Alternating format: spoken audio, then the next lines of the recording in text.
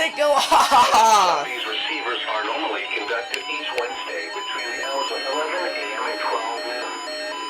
If any warnings or watches are in effect, or threatening weather is possible, Oh my... the test will be postponed until the first good weather day.